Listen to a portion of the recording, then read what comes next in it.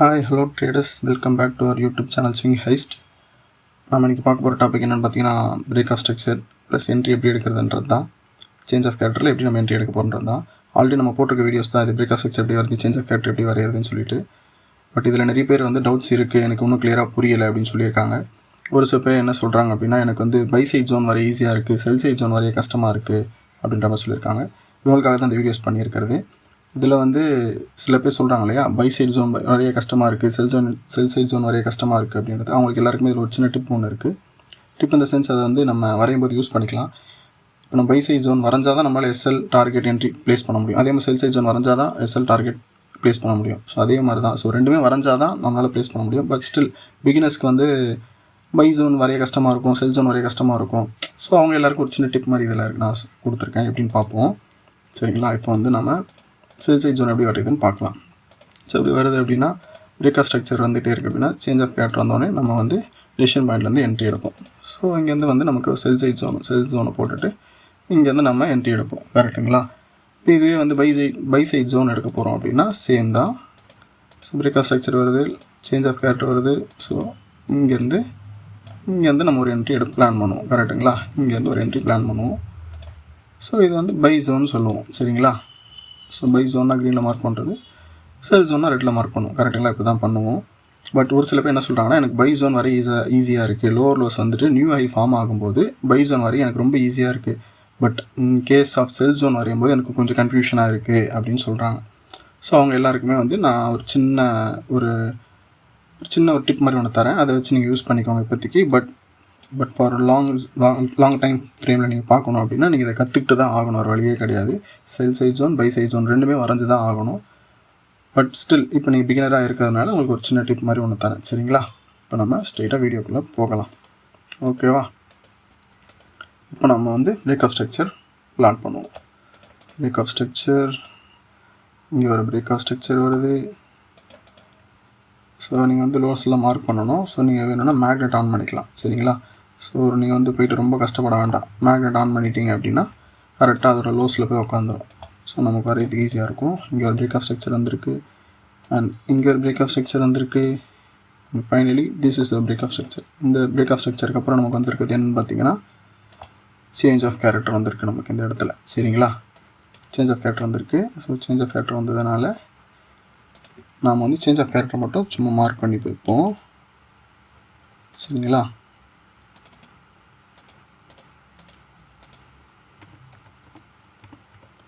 Change of character மட்டும் mark பண்ணுறேன். சரிங்களா? இப்போ நான் ஜஸ்ட் ப்ளே பண்ணுறேன். சேஞ்ச் ஆஃப் கேரக்டர் வந்துருச்சு. கிளியராக நமக்கு சேஞ்ச் ஆஃப் கேரக்டர் இந்த இடத்துல வந்துருச்சு. ஸோ சேஞ்ச் ஆஃப் கேரக்டர் வந்ததுன்னா நம்ம என்ன பண்ணணும், ஸ்ட்ரெயிட்டாக போயிட்டு சேஞ்ச் ஆஃப் கேரக்டர் பிரேக் ஆன இடத்துக்கு வந்த கேண்டலும் அதுக்கு ப்ரீவியஸ் கேண்டலையும் மார்க் பண்ணிக்கணும் சேர்த்து. கரெக்டுங்களா?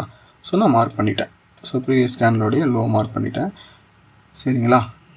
ஸோ மார்க் பண்ணியாச்சு. பட் இது ஸ்டில் இன்சைட் கேண்டலாக இருக்கிறதுனால அதுக்கு ப்ரீவியஸாக இருக்க ரெட் கேண்டலோட லோவாக நான் மார்க் பண்ணி வச்சுட்டேன். சரிங்களா? அவ்வளோதான், நான் மார்க் பண்ணிட்டேன். இப்போ நம்ம ப்ளே பண்ணுவோம். ஸோ நம்ம அதுக்கு முன்னாடி என்ன பண்ணுவோம், 1:3 தான் நம்மளோட டார்கெட் இல்லையா? ஸோ நம்ம அதையுமே ப்ளேஸ் பண்ணிடுறோம். ஓகே, சரிங்களா?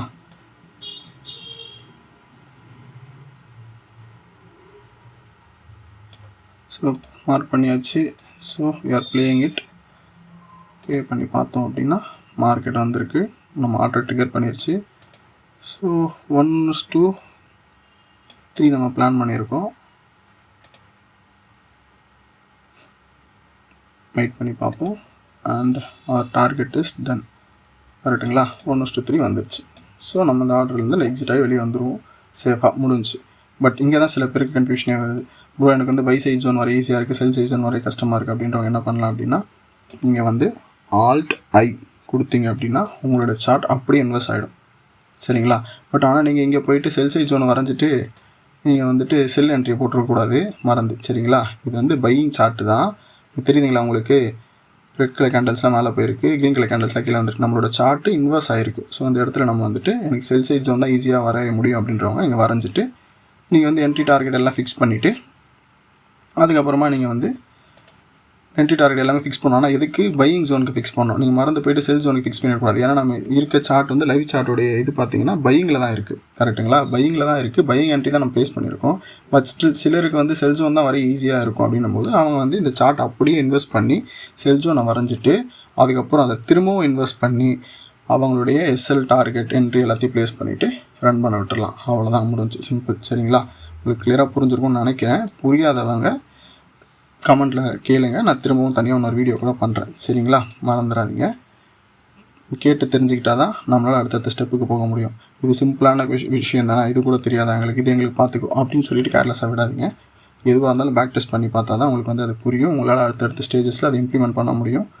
பட் கன்சிஸ்டண்ட்டாக இருக்கணும் இல்லையா? So consistent is the key. இது நம்ம டெசிஷன் பாயிண்ட்னு சொல்லியிருக்கேன். எண்ட் ஆஃப் டெசிஷன் பாயிண்ட் ஏன் வரையலை அப்படின்னு கூட கேட்கலாம்.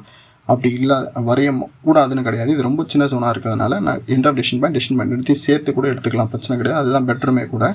இல்லை நான் சின்ன ஒரு ட்ரை இங்கே கொடுக்குறேன் அப்படின்றவாங்க, இங்கே ஒரு ஜோன் போட்டுட்டு இங்கேருந்து ஒரு டெசிஷன் பாயிண்டில் ஒரு என்ட்ரி கொடுக்கலாம்.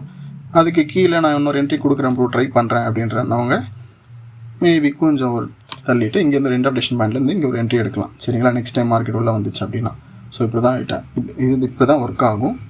இது வந்து ரிப்பீட்டடாக கன்சிஸ்டண்ட்டாக நம்ம பண்ணிகிட்டே இருக்கணும். சரிங்களா? மறந்துடாதீங்க.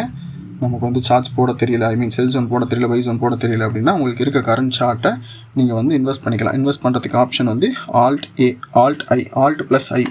+ I கொடுத்தீங்கன்னா உங்களோட சார்ட் வந்து இன்வெஸ்ட் ஆகிடும். சரிங்களா? ஓகே, நெக்ஸ்ட் வீடியோவில் பார்ப்போம். பை.